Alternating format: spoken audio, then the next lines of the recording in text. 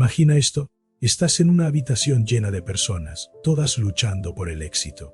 Algunos juegan limpio, trabajan duro y se mantienen fieles a sus valores. Otros mienten, manipulan y pisotean a cualquiera que se interponga en su camino. Y sin embargo, a menudo son los despiadados los que escalan más alto. ¿Por qué?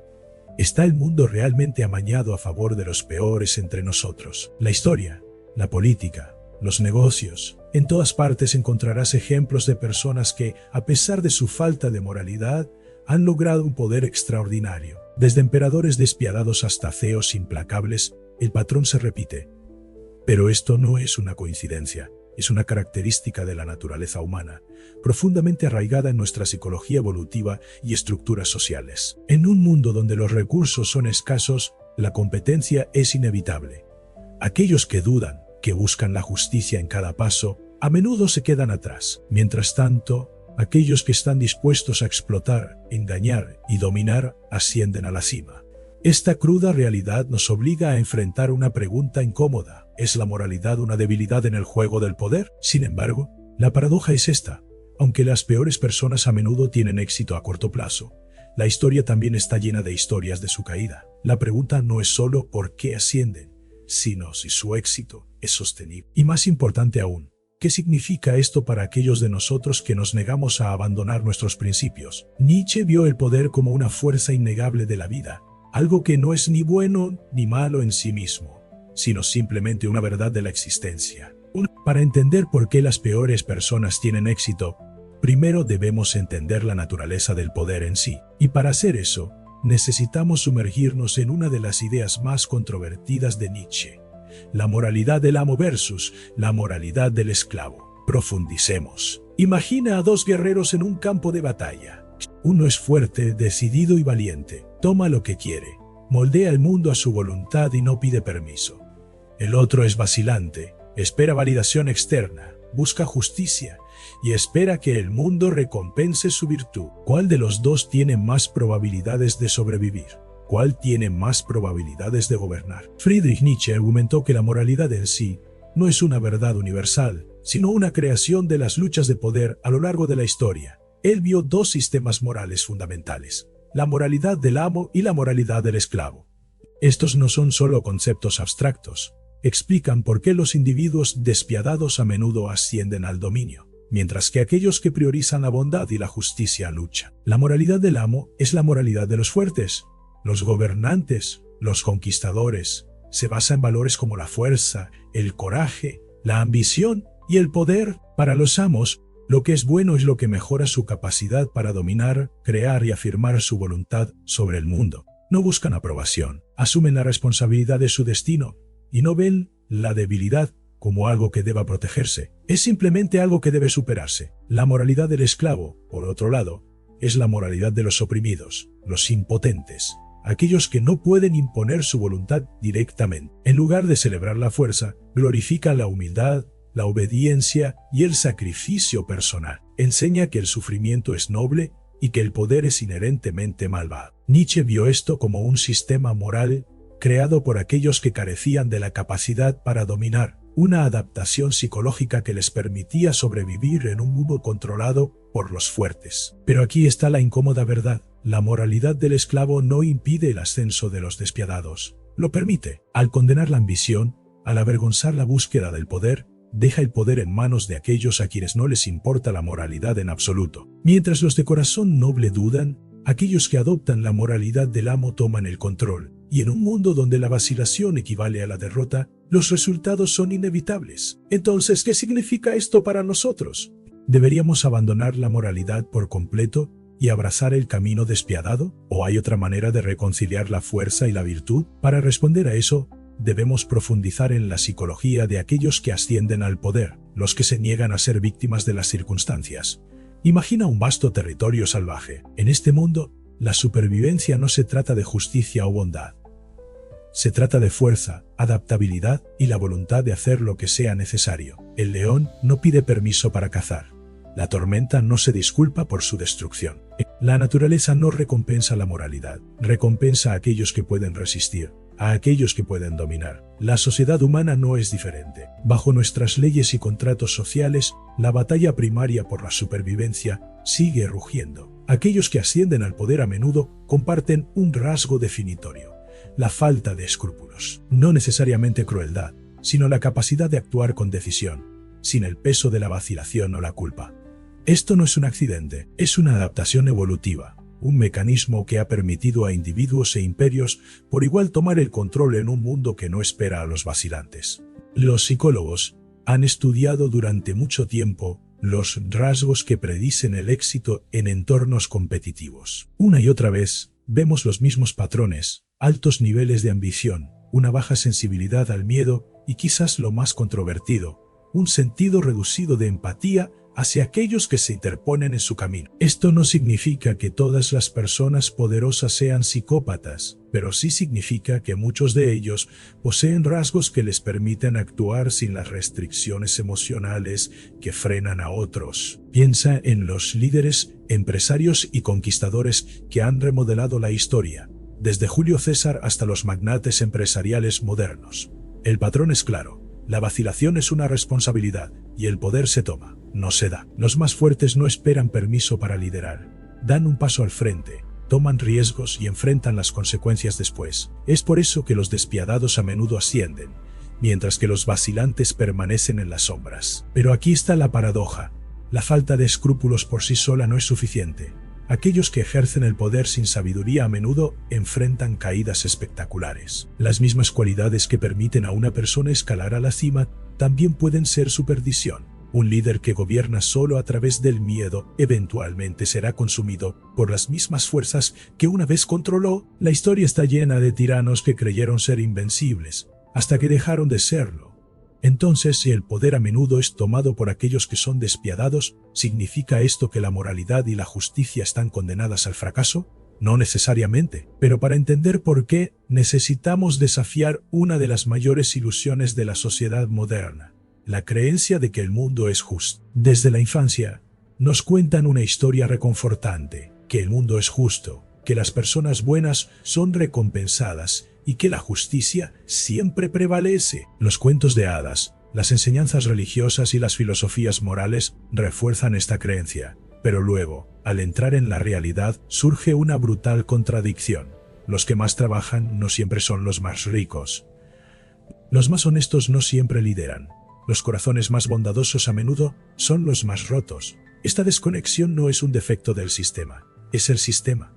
La idea de justicia es, en muchos sentidos, un constructo social, una narrativa diseñada para mantener el orden en lugar de reflejar la realidad. Es una ilusión reconfortante, pero una ilusión al fin. El poder y el éxito no se otorgan únicamente por mérito. Se toman, se luchan y a menudo son acaparados por aquellos que entienden el juego mejor que otros. La investigación psicológica ha revelado un fenómeno llamado la falacia del mundo justo: la tendencia a creer que la vida es inherentemente justa, que las personas obtienen lo que merecen. Esta creencia es peligrosa porque fomenta la pasividad. Si asumimos que la bondad por sí sola llevará al éxito, corremos el riesgo de ignorar las realidades de la competencia, la estrategia y el poder.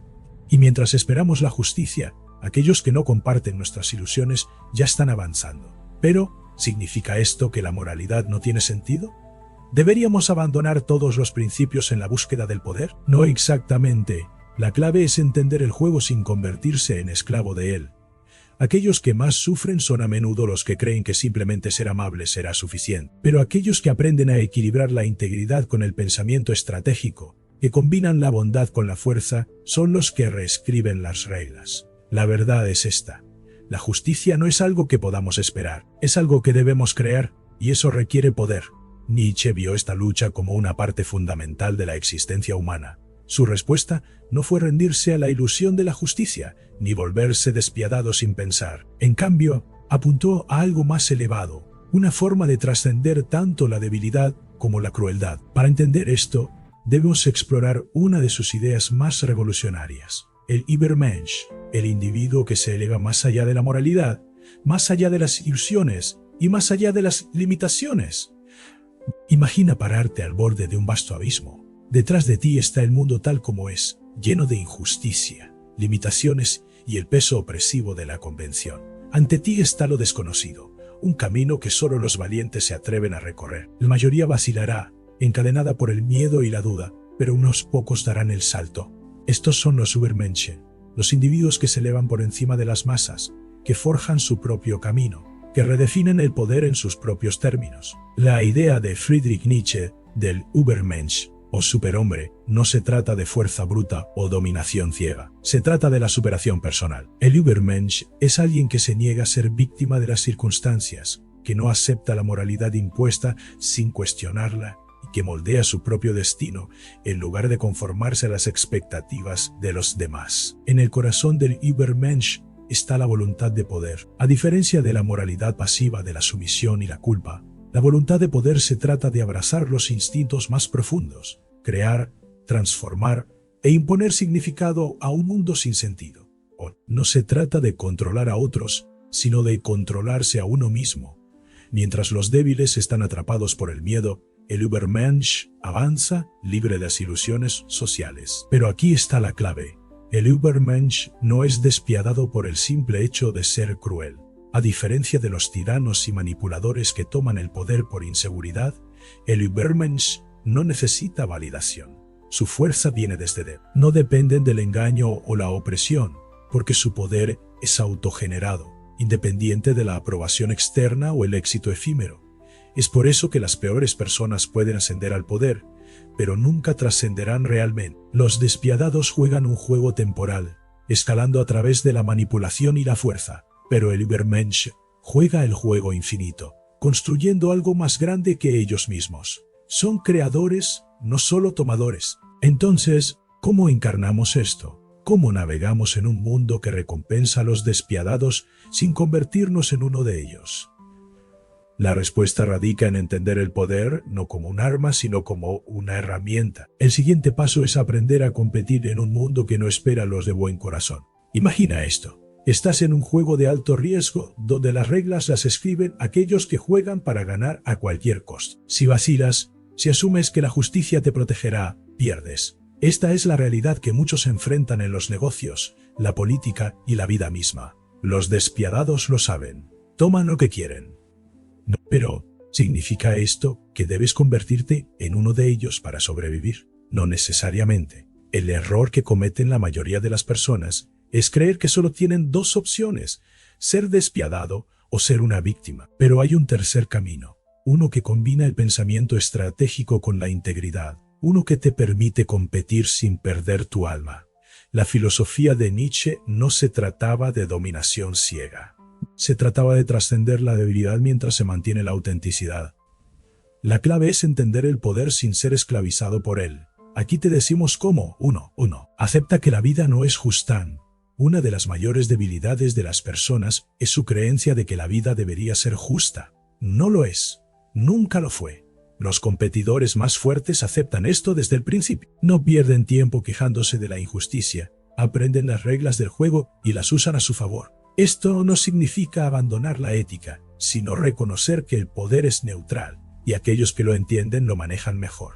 2. Desarrolla empatía estratégica. Muchos fracasan porque asumen que la bondad por sí sola les traerá éxito, pero el poder rara vez se da, se toma. Eso no significa volverse cruel, pero sí implica entender las mentes de aquellos que buscan explotarte. La empatía estratégica significa leer a las personas profundamente, reconocer sus motivos y anticipar sus movimientos. Te permite navegar el engaño sin volverte engañoso. 3. Cultiva poder interno. La mayoría de las personas son controladas por el miedo. Miedo al fracaso, miedo al rechazo, miedo a estar solos. El Übermensch, sin embargo, desarrolla poder interno. Esto significa abrazar la incomodidad, tomar riesgos y forjar tu propio camino a pesar de la oposición. Las personas más exitosas no piden permiso. Crean oportunidades donde no existen. 4. Y aprende a ser estratégicamente despiadado. Hay una diferencia entre la falta de escrúpulos sin sentido y la falta de escrúpulos controlada. La primera es destrucción sin propósito. La segunda es la capacidad de tomar decisiones difíciles sin vacilar. A veces, el poder requiere alejarse de relaciones tóxicas, tomar decisiones impopulares o enfrentar verdades incómodas. Esto no es crueldad, es fortaleza. La clave es saber cuándo y cómo aplicarla. 5. Crea valor en lugar de explotar. Los despiadados a menudo ascienden rápido, pero también caen con fuerza. ¿Por qué? Porque su poder se basa en la explotación, no en la creación. El verdadero Übermensch construye, ya sea un negocio, una idea, un movimiento o una transformación personal. Cuando creas valor, te vuelves indispensable. No necesitas manipular porque tu poder es ganado, no robado. Entonces, ¿puedes tener éxito en un mundo que recompensa a los despiadados? Absolutamente, pero solo si dejas de jugar con las reglas antiguas, dejas de esperar justicia y comienzas a dominar el poder en tus propios términos. Pero esto nos lleva a la pregunta final: ¿es el poder en sí mismo malvado o simplemente está mal entendido? El poder es la fuerza que impulsa al mundo, moldeando las vidas de quienes lo poseen y de quienes están a su merced. Pero, ¿es el poder inherentemente malvado? La exploración de Nietzsche sobre el poder no se trataba solo de dominación, se trataba de creación. El impulso por adquirir poder, según Nietzsche, a menudo se malinterpreta. No se trata de aplastar a otros bajo tu bota, se trata de superarte a ti mismo, de trascender las limitaciones del momento actual y convertirte en algo más de lo que jamás imaginaste. Sin embargo, a lo largo de la historia, el poder a menudo se ha asociado con la corrupción. Hemos visto innumerables líderes que, una vez que obtienen el control, caen presa del ego, la avaricia y la tiranía. Esta paradoja nos hace preguntarnos: ¿es el poder malvado o simplemente expone las peores partes de la naturaleza humana? Se trata de superarse a uno mismo, de esforzarse por la grandeza y de crear nuevos valores, no de sucumbir a las moralidades impuestas por la sociedad. Sin embargo, la brújula moral de la sociedad a menudo hace que el poder parezca corrupto. En un mundo donde se defiende la virtud, el individuo que busca poder a menudo es visto con sospecha. Pero, ¿y si esto es un malentendido? ¿Y si, al rechazar la moralidad convencional y crear tus propias reglas, simplemente estás encarnando la forma más auténtica de la vida, una que es cruda, sin filtros y sin disculpas? Nietzsche no vio la voluntad de poder como un simple deseo de control sobre los demás. Era una fuerza interna, un impulso para vivir más plenamente, para explorar los límites de tu potencial. Bajo esta luz, el poder se convierte en una búsqueda ética, una que te desafía a liberarte de las restricciones sociales y a definir tu existencia en tus propios términos. Pero, ¿significa esto que todos los que buscan poder son virtuosos? No necesariamente. El camino hacia el poder puede ser una espada de doble filo, llevando a uno ya sea a la iluminación o a la destrucción. La diferencia radica en la intención. ¿Es la búsqueda del poder un medio para imponer tu voluntad sobre los demás, o es un proceso de superación personal, de crear una realidad que se alinee con tus más altas aspiraciones? Entonces, ¿es el poder malvado? No, inherentemente. Es una herramienta, una que cuando es manejada por una persona íntegra puede llevar a una grandeza inimaginable, pero cuando se usa para ganancia egoísta o para oprimir a otros, revela los aspectos más oscuros de la naturaleza humana. El desafío de Nietzsche para nosotros es repensar el poder no como algo que temer, sino como algo que dominar a través de la disciplina, la fuerza y un compromiso inquebrantable con convertirnos en algo más de lo que somos hoy.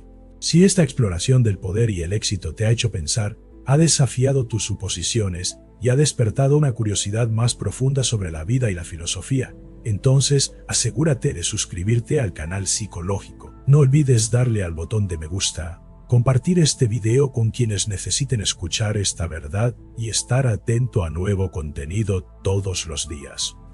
Juntos podemos marcar la diferencia. Continuemos el viaje hacia la comprensión, el crecimiento y la búsqueda de una vida más poderosa.